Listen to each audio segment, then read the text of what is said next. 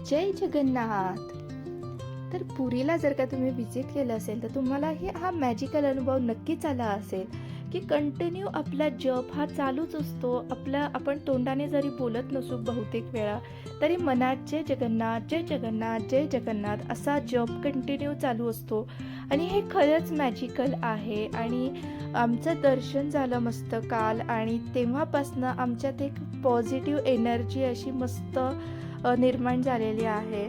आणि काही गोष्टी असतात ना त्या शब्दात आपण सांगू शकत नाही, पण खरंच तुम्हीही नक्कीच एकदा व्हिजिट करा. आणि दर्शन आमचं खूप छान झालं. आणि त्यासोबतच मी तुमच्यासोबत सगळ्याच गोष्टी ऑलरेडी शेअर केलेल्या आहेत पार्ट नंबर 1मध्ये. तर नमस्कार मंडळी, मी स्वागत करते तुमचं एका छान फ्रेश व्हिडिओमध्ये. आणि आज मी तुमच्यासोबत शेअर करणार आहे जगन्नाथपुरी ट्रिपचा पार्ट नंबर 2. पार्ट नंबर 1 मी तुमच्यासोबत शेअर केलेला आहे. त्यामध्ये मी तुमच्यासोबत पुणे टू भुवनेश्वर आमचं ट्रॅव्हलिंग, त्याच्यानंतर सगळ्या गोष्टी शेअर केल्या. त्यानंतर भुवनेश्वर टू पुरी आम्ही कसं आलो, किती वेळ लागला, जर्नी आमची ती शेअर केलं. त्यानंतर सकाळी आम्ही मंदिरात किती वाजता गेलो, आमचं दर्शन कसं झालं, तिथल्या काही मंदिरातल्याही गोष्टी मी तुमच्यासोबत क्लिप्स तुमच्यासोबत शेअर केलेल्या आहेत. जर का तुम्ही तो अजून व्हिडिओ बघितला नसेल तर नक्कीच जाऊन बघा. आणि काही तुम्हाला सजेशन्स असतील, काही प्रश्न असतील तर मला नक्कीच कमेंट बॉक्समध्ये सांगा. आणि यस, तुम्हाला व्हिडिओ आवडला असेल तर नक्कीच एक लाईक करा.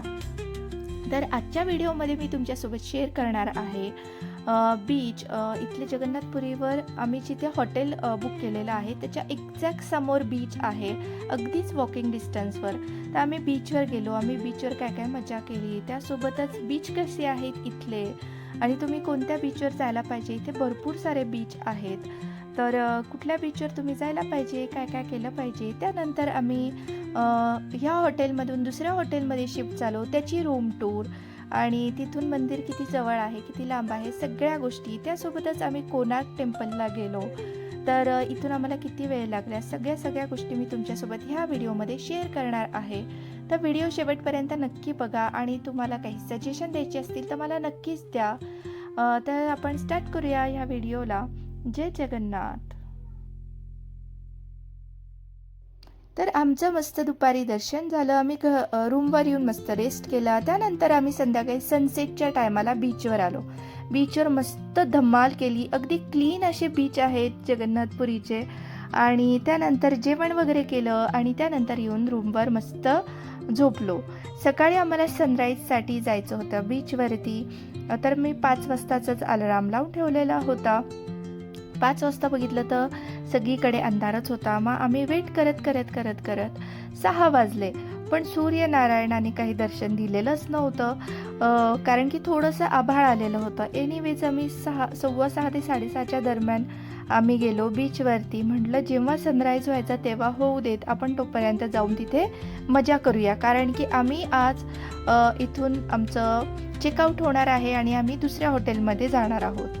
तर तेही त्याचाही रूम टूर आणि क्लिप्स मी तुमच्यासोबत शेअर करेन. तर आता आम्ही निघालेलो आहोत आणि हे आहे आपलं हॉटेल. तर रोड क्रॉस केला आम्ही आणि आलेला आहे बीच. तर काल आम्ही जेव्हा आलेलो सनसेटच्या टायमाला तेव्हाची बीचवरची वाईब आणि आत्ताची बीचवरची वाईब्स एकदम डिफरंट होती. अगदी नेचर किती छान आहे, एकदम डिफरंट वाईब्स देतं. आणि इथल्या सगळे वातावरण, त्याच्यानंतर ढगांचे कलर्स, त्याच्यानंतर लाटांचा आवाज, लाटांचा स्पीड, हे सगळं काही चेंज होतं. तुम्ही बघू शकता की काही वेळातच किती मस्त कलर चेंज झाला. आणि यस, कालपेक्षा ना आज थोड्या लाटा स्ट्रॉंग होत्या. आणि सकाळी हे उंट घोडे हे लोकही होते. फायनली सूर्यनारायणाचं दर्शन आम्हाला झालेलं आहे. आणि सकाळी भरपूर लोक इथे वॉक करायला आलेले, काही मस्त सूर्यप्रकाश घेण्यासाठी आलेले, काही योगा करण्यासाठी आलेले आणि मस्त ह्याचा छान निसर्गाचा सगळेजण आस्वाद घेत होते. त्यासोबतच आम्हीही घेत होतो. तर मी इथे थोडेसे शंख शिंपले गोळा करत होती. कारण की काल संध्याकाळी ना हे काहीच दिसत नव्हतं. आणि त्यासोबतच आज सकाळी आम्ही आलेलो ना तेव्हा एक असे ठिकठिकाणी असे छोटे छोटे होल्स होते बीचवर आणि त्या होल्समधून ना थोड्या वेळात असे छोटे छोटे क्रॅब्स यायचे बाहेर आणि 1 सेकंदाच्या आत ते आत जायचे. तर पुढे मी एक छोटीशी क्लिप पटकन कॅप्चर केलेली आहे, मी तुमच्यासोबत शेअर करते.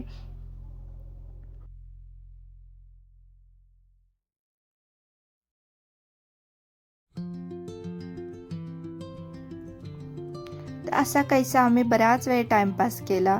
तर मी तुम्हाला मगाशीच सांगितलं की आम्ही छोटे छोटे क्रॅब्स बघितले, तर हे आहे ते क्रॅब्स. आणि त्यांना होल त्यांचे जे केलेलं ते त्यांना काही सापडे ना, कारण की मोठी लाट येऊन गेलेली आणि ते दुसरं होल करायलाच्या प्रयत्नात होते. तर तुम्ही बघू शकता. आणि ते आम्ही असं त्यांना मातीत थोडीशी मोकळी करत होतो की ते पटकन आत जाऊ शकतील असं. तर एनिवेज आम्ही 7:45 ते 8 वाजेपर्यंत मस्त बीचवरती थांबलो. त्यानंतर आम्ही रूमवरती गेलो, छान फ्रेश झालो आणि त्यानंतर आम्ही दुसऱ्या हॉटेलसाठी आम्ही ह्या हॉटेलमधनं चेकआउट केलं. तर इथले जे बीच आहेत ना जगन्नाथपुरीचे, भरपूर बीच आहेत आणि प्रत्येक बीच हा भरपूर क्लीन आहे.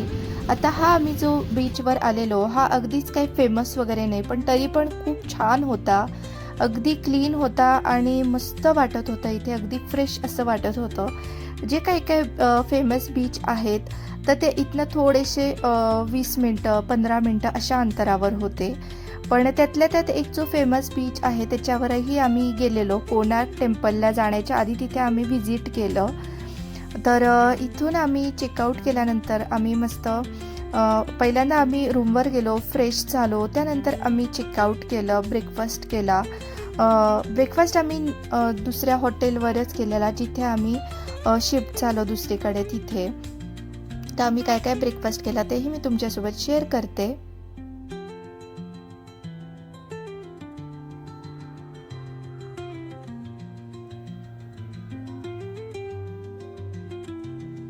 तर फायनली आम्ही आमच्या नेक्स्ट डेस्टिनेशनवरती येऊन पोचलेलो आहोत. आणि आपण आधी जो हॉटेलमध्ये आपण राहत होतो तिथून बीच तर जवळ होता, पण टेम्पल हे 15 मिनटाच्या अंतरावर होतं. पण हे जे हॉटेल आहे इथून बीच लांब आहे जरा 10 मिनटाच्या अंतरावर, पण टेम्पल अगदीच 2-3 मिनटाच्या अंतरावर आहे. तर आम्हाला दुसऱ्या दिवशी पहाटे मंदिरात जायचं होतं, त्यामुळे आम्ही चेंज केलं आणि इथे ज्या फॉर्मॅलिटीज होत्या त्या कंप्लीट केल्या. आणि इथे आम्हाला एक वेलकम ड्रिंक दिलं, ऑरेंज ज्यूस. तर ते आम्ही पिलं मस्तपैकी आणि बॅग्स वगैरे आम्ही रूममध्ये ठेवण्यासाठी गेलो. तर क्विक असा तुम्हाला रूम टूरही मी देते.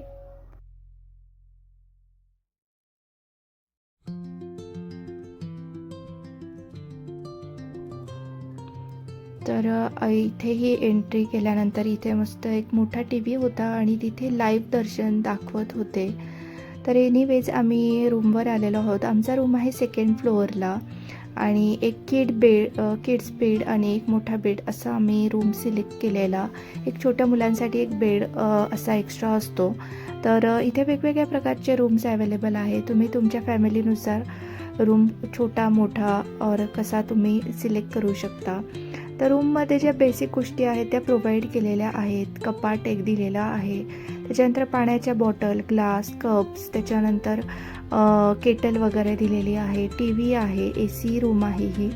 आणि वॉशरूमही मस्त क्लीन आहेत. इथे जे बॉडी वॉश वगैरे सगळ्या गोष्टी बेसिक असतात त्या दिलेल्या होत्या. आणि हेअर ड्रायरही होतं. आम्ही काही ते यूज केलं नाही. आणि ह्याचा जो व्ह्यू होता तो अगदीच नॉर्मल होता. रोडवर हे हॉटेल होतं आणि फ्रंटवाला व्ह्यूज आपल्याला मिळालेला होता. जस्ट इथून एक सनसेट आपल्याला दिसेल असा होता आणि सनसेट खूप छान दिसला आम्हाला. पण एनिवेज आपल्या पुण्याच्या घरातून रोज सनसेट बघू शकतो, त्यामुळे एवढं काही नवल असं काही वाटलं नाही. एनिवेज त्याच्यानंतर आम्ही आलो ह्याच हॉटेलच्या रेस्टॉरंटमध्ये. खाण्यासाठी वेगवेगळ्या गोष्टी होत्या. पोहा होता, इडली, चटणी, त्याच्यानंतर पुरी भाजी, ज्यूस होतं, चहा, कॉफी या सगळ्या गोष्टी अवेलेबल होत्या. फ्रूट्स होते आणि ह्याही गोष्टी काही कोल्ड्रिंक्स, चॉकलेट्स वगैरे हे एक्स्ट्रा पे करून तुम्ही घेऊ शकता असं होतं. तर मी हे असं काही घेतलं माझ्या नाश्त्यासाठी. पोटभर आम्हाला खाऊन जायचं होतं कारण की आम्हाला आज दिवसभर फिरायचं होतं. तर भरपूर मस्त नाश्ता केल्यानंतर आम्ही कारमध्ये बसलो आणि सगळ्यात पहिल्यांदा आम्ही गेलो बीचवर. तर इथून बीच हा साधारण अर्ध्या तासावर होता आणि बीचच्या अगदी जवळ कोणार्क टेम्पल होतं. तर बीच हा आम्हाला रिकमेंड केलं असल्यामुळे आम्ही इथे आलो आणि खरंच हा बीच खरंच खूप क्लीन होता. जसं मी तुम्हाला आधीच सांगितलं की पुरीचे बीच हे मस्त क्लीन आणि छान फ्रेश आहे, तर हाही बीच आम्हाला तसाच वाटला. थोडेसे कमर्शियल इथे आहे, म्हणजे स्टॉल्स वगैरे तुम्हाला इथे मिळतील, खाण्यापिण्याच्या गोष्टी मिळतील आणि पाणी तुम्ही बघू शकता किती मस्त निळशार असं आहे. लाटांचा आवाजही खूप सुंदर आणि खूप छान येत होता. मस्त वाटलं अगदी. पण ऊन थोडंसं जास्त असल्यामुळे आम्ही इथे नारळ पाणी पिलं आणि थोडंसं शांत झालो. थोडंसं तिथे 5-10 मिनटं रिलॅक्स केलं. नारळ पाण्याचे इथे बरेच स्टॉल होते आणि बाकीच्याही गोष्टी बऱ्याच इथे विकायला आहेत, तर तुम्ही घेऊ शकतात. नारळ पाणी वगैरे आम्ही सगळ्यांनी पिल्यानंतर आम्ही पुन्हा कारमध्ये बसलो आणि इथनं कोणार्क टेम्पल फक्त 10 मिनिटाच्या अंतरावर होतं. तर कोणार्क टेम्पलला आम्ही गेलो. सगळ्यात फेमस आहे कोणार्क टेम्पल जगन्नाथपुरीला आल्यानंतर. तर तुम्ही नक्कीच व्हिजिट करा. तिथे बरेच ऐतिहासिक गोष्टी तुम्हाला समजतील.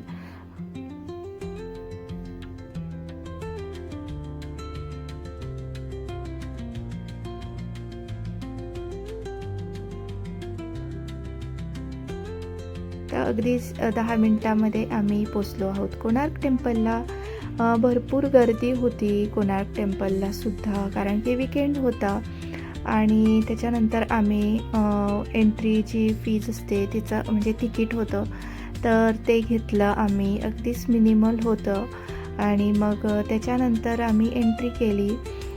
एंट्री केल्यानंतर बाहेरचा जो परिसर होता तो बघितला. अगदी क्लीन, नीट आणि खूप छान होता. बरेच ठिकाणी तुम्ही फोटोज, व्हिडिओज काढू शकतात आणि हे झाड किती मस्त दिसत होतं. आणि एंटर केल्यानंतर तुम्हाला बरेच असे आर्टिफॅक्ट्स दिसतील. दगडाचे असे बनवलेले अगदी कोरीव इतके सुंदर होते आणि आजकाल असे बघायला मिळणं म्हणजे आपलं भाग्यच. ज्यांना इतिहासात रस आहे ना, त्यांनी ह्या कोणार्क टेम्पलला नक्कीच व्हिजिट करावी. इथे भरपूर आता कोणार्क टेम्पल इज मेन त्याचा आहे सूर्य, तर त्याच्याविषयी सगळ्यात पहिल्यांदा माहिती दिलेली होती आणि बरेच इथे बघण्यासारखं, त्याच्यानंतर ऐतिहासिक वाचण्यासारखं, माहिती घेण्यासारख्या भरपूर साऱ्या गोष्टी होत्या. जर का तुम्ही कोणार्क टेम्पल व्हिजिट करणार असाल तर तुम्ही भरपूर वेळ काढून या.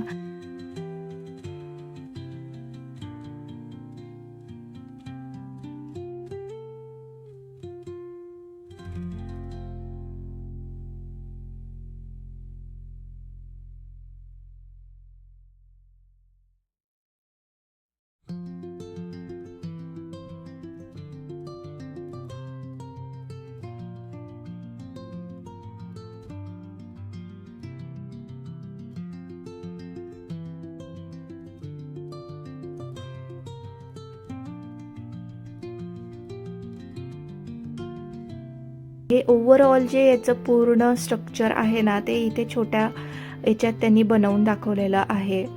तर तुम्ही बघू शकता असं जे आहे ते कोणार्क टेम्पल आहे आणि इथे सगळी माहिती दिलेली आहे.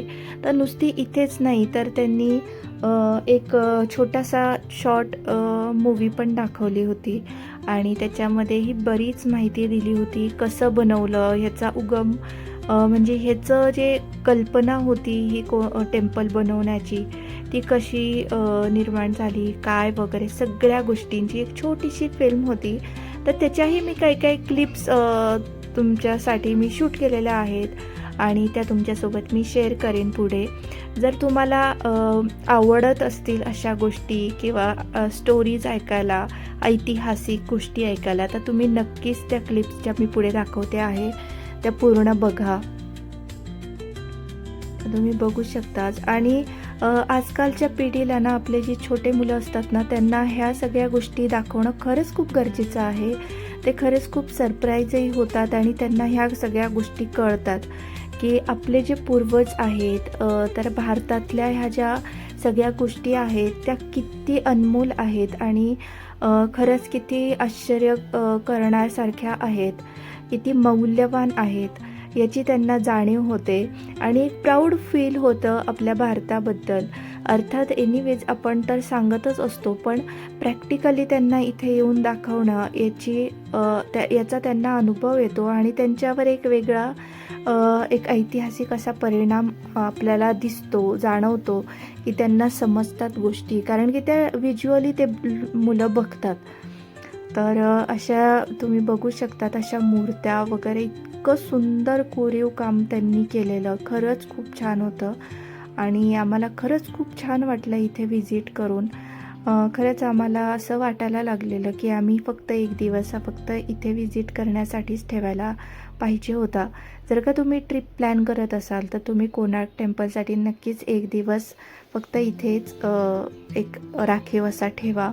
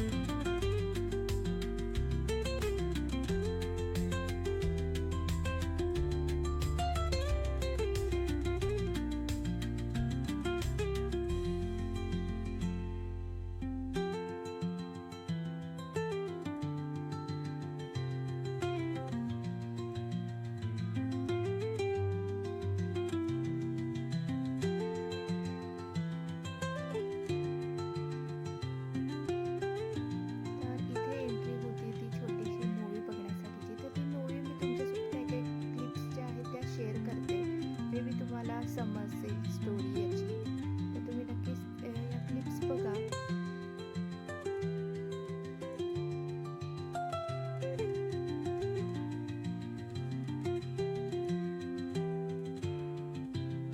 साल पहले की बात है। पुरातात्विक दस्तावेज के तौर पर संग्रहित पुस्तक मागरा पांजी और माया चक्रण में उल्लेख है कि 13वीं सदी में गंग वंश के राजा लंगोला नरसिंह देव ने इस सूर्य मंदिर का निर्माण करवाया था।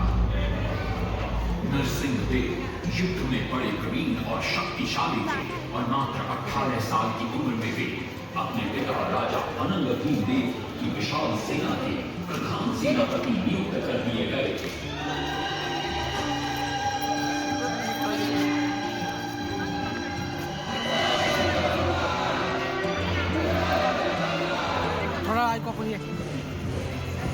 सेनापति बनने के बाद नरसिंह देव अपने कुशल नेतृत्व से दक्षिण के कई आक्रमणकारी राजाओं को युद्ध में हराया।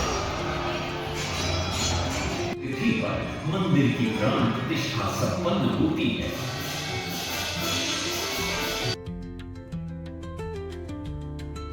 तर ही बघितल्यानंतर पुढे अजून एक एंट्री होती आणि तिथे पुन्हा एक आपल्याला तिकीट काढावं लागणार होतं. तर आम्ही तिथेही गेलो, तिथल्याही गोष्टी बघितल्या, पण व्हिडिओ खूपच मोठा होईल यामुळे मी तिथलं काही शूट केलं नाही. पण तुम्ही नक्कीच इथे व्हिजिट करा आणि तिथल्या सगळ्या गोष्टी बघा. तर ते सगळं कोणार्क टेम्पल बघितल्यानंतर आम्ही निघालेलो आहोत भुवनेश्वरकडे जाण्यासाठी. आता आम्ही भुवनेश्वरला काय काय बघू ते सगळं मी तुमच्यासोबत शेअर करेन नेक्स्ट व्हिडिओमध्ये. हा व्हिडिओ पूर्ण बघितल्याबद्दल धन्यवाद. भेटूया आपण छानशा नेक्स्ट व्हिडिओमध्ये. तोपर्यंत आनंदी राहा. बाय. थँक्यू.